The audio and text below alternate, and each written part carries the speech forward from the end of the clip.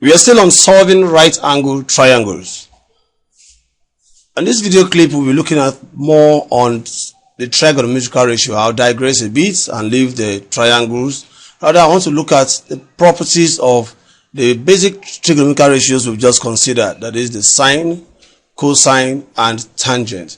First, let us look at the sine and cosine.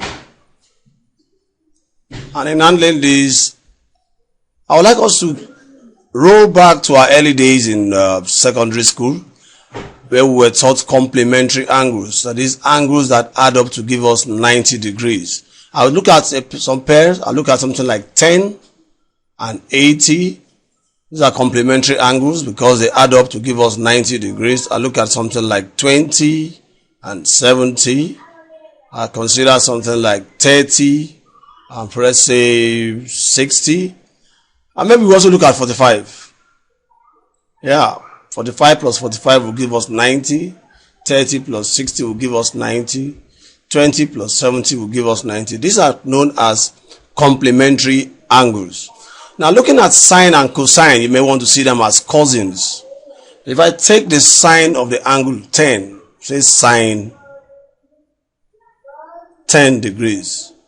Now you check for sine 10, this should give you 0.1736. And then we look at the complement of 10. The complement of 10 is 80. If I take the cosine of that complement, 80, do not be surprised to find out that the cosine of 80 will give you exactly 0.1736. So we have said that the sine of 10 and the cosine of 80 are exactly the same. The same thing will be applicable to, let's say, the cosine of 20 and the sine of 70. You can check this out. The cosine of 20, let me check that. Cosine of 20 will give me 0.9397. 0.9397.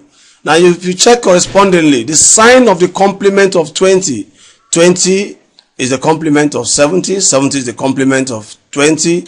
The sine of 70 will give me exactly 0.9397. What can we say here? Let's look at 30 and 60. You can try that yourself. We all know that sine 30 is 0.5. If you check for cos 60, you get 0.5. We also know that cos 30 is 0.8660. You also check for sine 60 to give you 0.8660. It therefore comes to the balance that if I have an angle theta, that is sine of that angle will simply be the cosine of the complement of that angle, and the complement of that angle will be 90 minus theta. Or if I have the cosine of an angle theta, it means that this will be equal to the sine of what? The complement of that angle, 90 minus theta. Let's move to the next slide and see this summary. So that's the summary there. We are going to make use of this to solve some problems. That sine theta is cosine of what? 90 minus theta. And that cos theta is equal to sine of 90 minus theta. Let's take some examples quickly. Here we are told to solve the following equations. 1. We are told that cos theta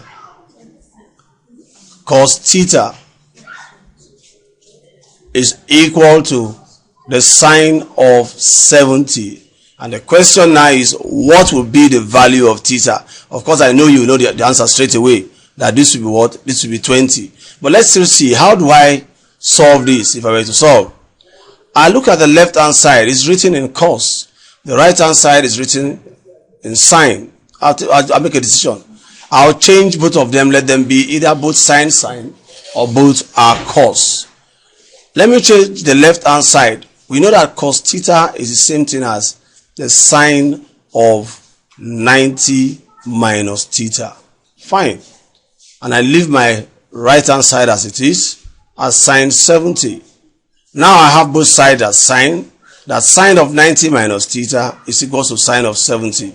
You will agree with me that this is primary school mathematics, that therefore 90 minus theta will be what? Will be 70, since the left hand side is equal to the right hand side. And solving this, I have 90 minus 70, transferring 70 to the left hand side and transfer theta to the right hand side. I have that. And of course, you can see that my theta is 20, which means that cos of 20 is the same thing as sine of 70. We apply the same game rule to question number 2. That's the summary for the first question. You can see there, as the left hand side was changed from cos theta to sine of 90 minus theta, and then solving, we obtain theta equals to what? 20 degrees. Question number 2. Sine of 11 degrees is equal to the cos of alpha minus 30. Cos of alpha minus 30. How do I solve this? The same rule. Sine of 11 is equal to what? The cos of alpha minus 30. I look at this carefully. I say, okay, I think it will be easier to change sine 11 to its cos. The rule says that this will be cos of the complement of 11, which is 90 minus 11.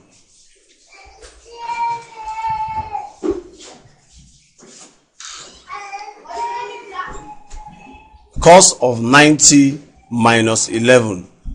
Let me erase this. Let's quickly erase this.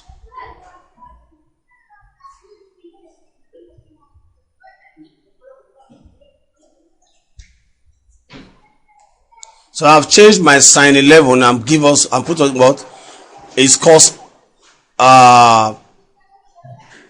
value.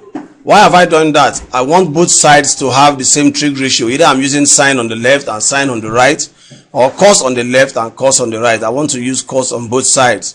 So I say cos 90 minus 11, of course, will be the same thing as the cos of what? Alpha minus 30. 90 minus 11, you agree with me, should give us 79, if I'm not mistaken. And that means the cos of 79 is what? The cos of alpha minus 30. Now left hand side equals to right hand side is cos of 79 is equal to cos of alpha minus 30. You will agree that 79 must be equal to alpha minus 30. Transferring this other way, I have 79 plus 30. 79 plus 30 is equal to what? Alpha. That's plus 30. And if you add this up, that should give us 109. And that will give us alpha. Which means alpha there is what? 109. That's it for the second one. I'll quickly take the third, and then we'll take number 4.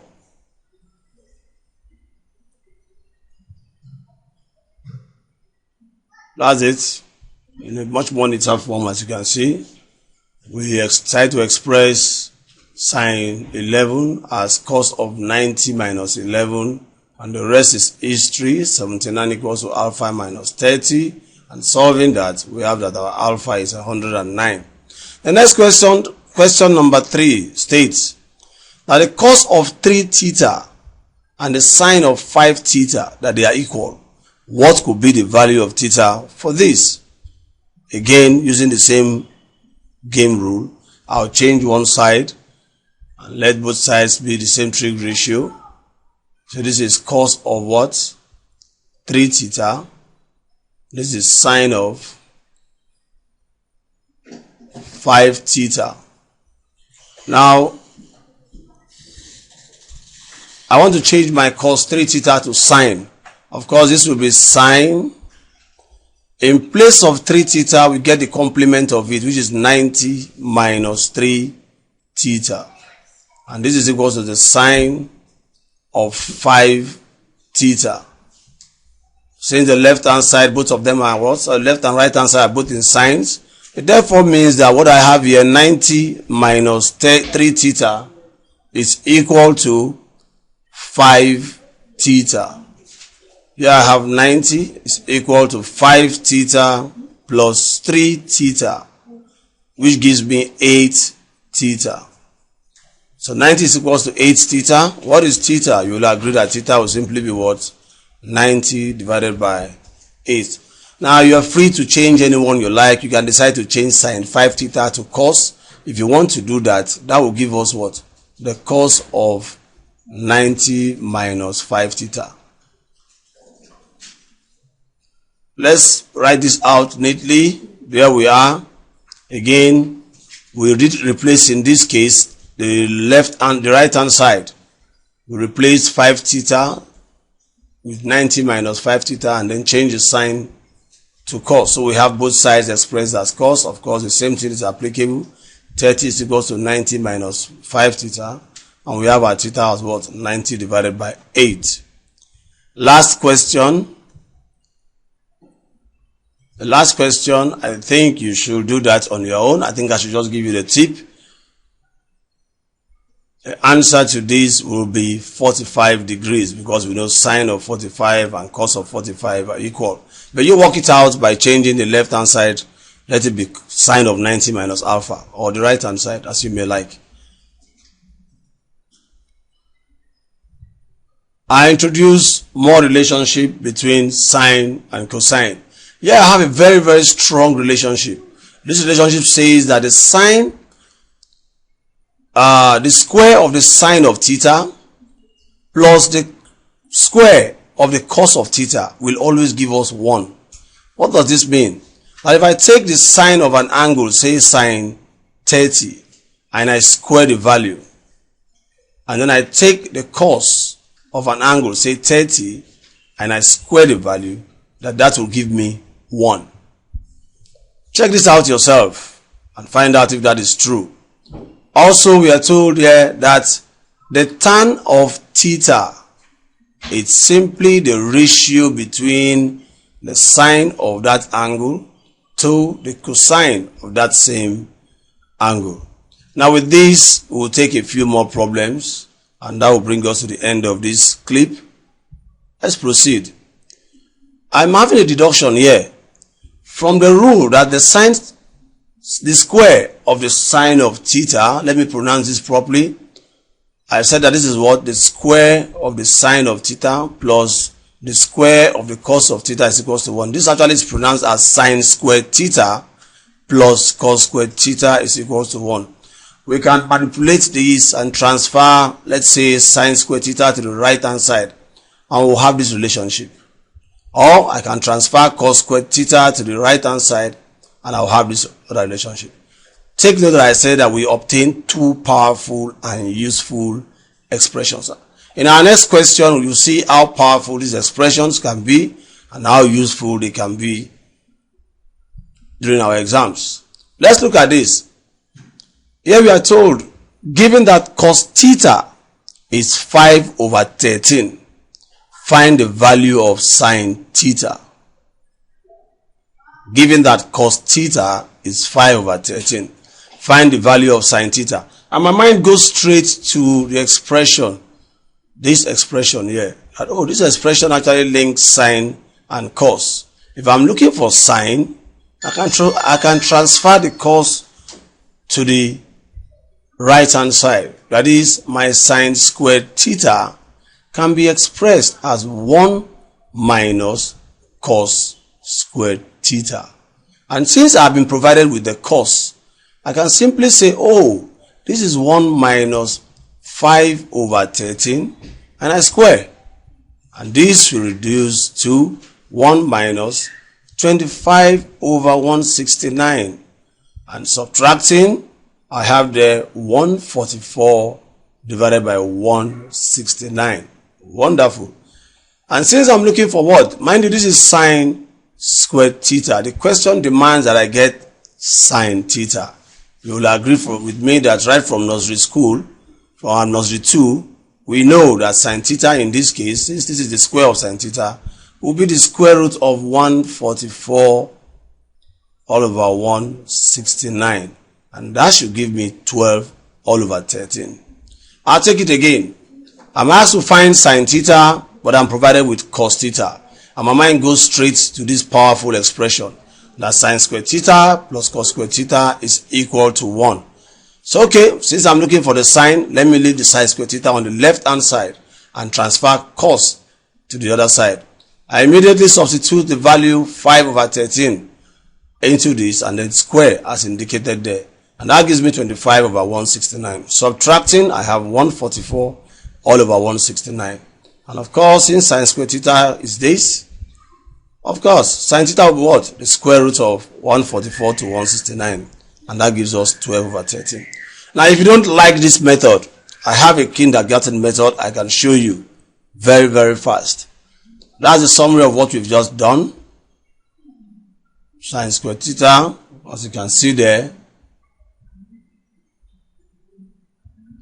as you can see, is 1 minus cos squared theta. And that's exactly what we are operating here. 1 minus cos squared theta. And then play there, and you have 144 over 169. And that's sine theta. But let's look at the kindergarten method. In the kindergarten method, I will look at my cos theta provided here. And I remember that cos is adjacent over hypotenuse. And I say, oh, that means this 5 should be the adjacent and the 13 the hypotenuse. Then I quickly make a sketch of a right angle triangle. Something there, don't mind despite how ugly it looks. That's my right angle triangle. Let's find somewhere to be my theta. I call this my theta. The adjacent, the hypotenuse, of course, you agree will be this side. So that's 13. And then the adjacent, you will agree is this. Since the question demands that I find sine theta, I say, oh, my sine theta should be opposite all over what? Hypotenuse. That means something over 13 because the hypotenuse is already 13. The problem now is, what is the opposite side? Of course, you will agree this is the opposite side. Let's call it x.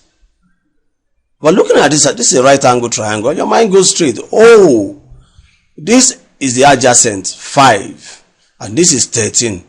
Beautiful. That means I can apply my Pythagoras theorem, which states that what? The square of the hypotenuse, that's 13 square, is equal to what? The sum of the squares of the other two sides, that is x square and 5 square.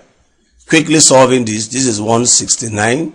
I transfer this is 25 to the left hand side, it gives me 25, and that's x square. If you play with this, you have 144, this is x square please, 144 equal to x square, and of course the square root of x will give us 12, which means that sine theta, which is the opposite, 12, all divided by 13. The same thing we obtained earlier on. Let's write this out in a neater form. That's it there on the board, representing our cos theta, which is 5 over 13 in the triangle. Let me change the color of my marker to black. So that's our hypotenuse 13, and that's the adjacent in this case 5 because our theta is on that other end and we don't know opposite. So we use Pythagoras theorem, as you can see there, to solve for the opposite, and we have it as 12. And then since sine is what? Opposite of hypotenuse, we have that as 12 all over 13. I'm sure you will agree with me, it can never be that. It can never be easier than this. Another example. Given that tan theta is 8 over 15, evaluate the expression sine theta plus cos theta. This is a similar one. We know that tan theta, let's change the marker to white, that tan theta, we agree is what? Opposite over adjacent. And yet we are asked to find sine theta plus cos theta. You'll agree with me. Sine theta is opposite over hypotenuse, and cos theta is adjacent over hypotenuse. Sorry, I made a mistake there. Opposite over hypotenuse, not adjacent. Let's take the A out. Hypotenuse. Meanwhile, the tan provides us with 8 over 15, which is just the opposite and the adjacent. So what do? Get our right angle triangle quickly. Call any one of these angles. So let's call this theta. So our opposite will be this side, which is 8, the side facing the considered angle. Our adjacent, will agree, will be this other side, which is 15. So we need to find the hypotenuse. Let's get down and see how that is done. You can see that here. The question is looking for what? We have put there. That's the angle we are taking. Theta. Opposite is 8. Adjacent is 15, as indicated up there. Opposite of our adjacent. We will now manipulate using Pythagoras theorem, and we have that y is equal to 17, because we are told that the hypotenuse square is equal to the sum of the squares of the other two sides. Now that we know the hypotenuse, our sine is going to be what? Opposite all over hypotenuse. The opposite is 8, hypotenuse is 17. And the cosine is what? Adjacent over hypotenuse. Of course, adjacent is 15, hypotenuse is 17. And we are told to do this, remember, sine theta plus cos theta. So just add this up. If you can't, you can call your younger one in nursery 2. I'm sure he will be able to get this for you. 23 all over 17. I'm sure we really enjoyed ourselves here, looking at the relationship between sine, cosine, and tangent. But here I have a joker for you. It is possible you wake up on the morning you are going for your examination, and your kid brother decides to tease you that today you'll be asked 1 plus 1, and you will not know the answer. I'm very sure you will say, I reject that in the name of Jesus.